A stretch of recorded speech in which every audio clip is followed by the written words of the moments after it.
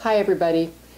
I'm so glad that you joined us for this clean eating experience this week, and I really hope that you're going to have not only a really great time with getting to know everyone, but enjoying the food and the camaraderie that's going to come about from just hanging out together for 5 days. So I just wanted to answer a question that gets, well, it doesn't necessarily get asked, but I can tell there's a lot of confusion about it, and that is, what is clean eating? Clean eating is not calorie restricting. It is not about eating low fat. It is not necessarily gluten-free, although for this week we have taken gluten out for the most part, I think. It is also not anything that's like a soy replacement. That is not clean eating either. So, one more thing, it's not caffeine free, so enjoy your coffee. These are the things that usually, I think because of past dietary rules and regulations, we have thought these are the bad guys. Fat, calories, these are not the problems, people. I'm just going to tell you right now. The real problems and the real things that make our food not clean are GMOs, chemicals, things that we can't pronounce, and the biggest culprit of all would be sugar. Sugar. Now you may be saying, hey, I'm good, this is going to be awesome, I don't eat a lot of sugar. You know what, I bet you do. You're not in this group because your diet is great and your body feels fabulous. You're here because you don't feel fabulous. And I can almost guarantee you that the #1 culprit in your diet that's causing your pain, your inflammation, your excess water weight, your bloat, and the reason you can't zip your pants up is sugar. But you say, well, I don't eat a lot of sugar. I don't like sweets. Well, if you eat potatoes, bread, pasta, tons of other things like that, any processed food, what happens in your body? It's metabolized as sugar. So you're eating a lot of sugar. Sugar is what we want to eradicate this week. Now, a lot of you might be thinking, hey, here's a list of things that we can eat that look good. They're called clean. Please try to stick to the menu, because this menu has been devised so that it helps wean you off some of the things that you've been eating. And that even means some good things like sugar, like fruit, like juices. Oh my gosh, please this week do not drink any juices. Don't drink any flavored waters, because I guarantee you if you look on that bottle you're going to find something on there that's a chemical. Stick with water. Stick with water. Water or good organic teas.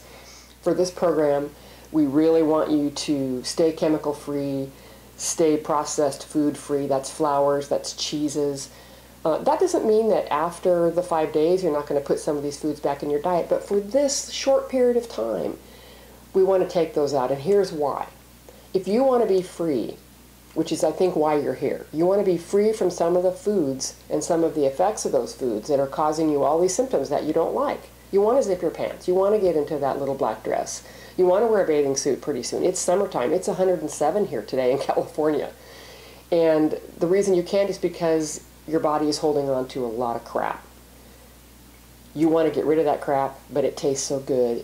You basically, I hate to tell you this, but you got an addiction. I've been there. Most Americans have this addiction. We have this addiction to sugar, even if it isn't a real sugar like we think. So what we have to do, the best thing that we can do, is change our palate. Changing our palate means we're not going to crave sugar anymore. Changing our palate means we're going to start to really desire good, healthy food. That's what we need to be eating. That's what's going to make the difference. And I guarantee you, you're going to lose weight this week. I think without exception, every one of my groups, women have lost 3 to 5 pounds just in 5 days. They've been able to zip their pants up. They feel a little more comfortable. And one woman even got a little excited there.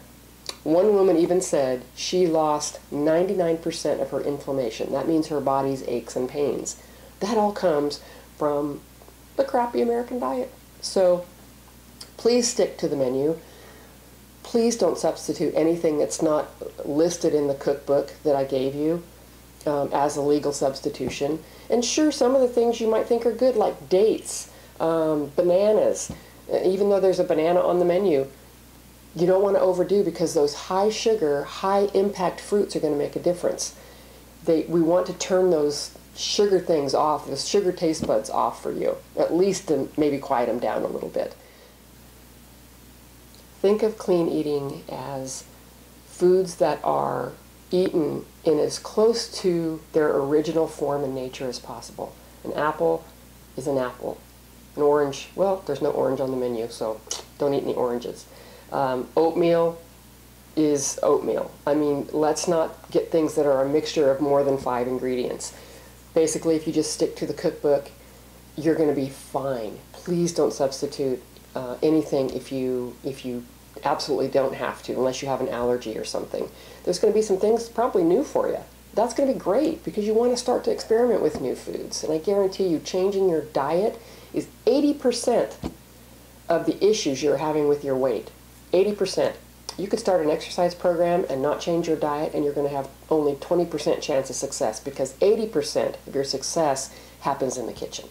Okay? So let's have a great week. Let's eat well. Let's hang out together and tell each other how it's going. And let's just really put our best intention into eating like we should, because it's going to make all the difference, I promise you. Okay? Thanks.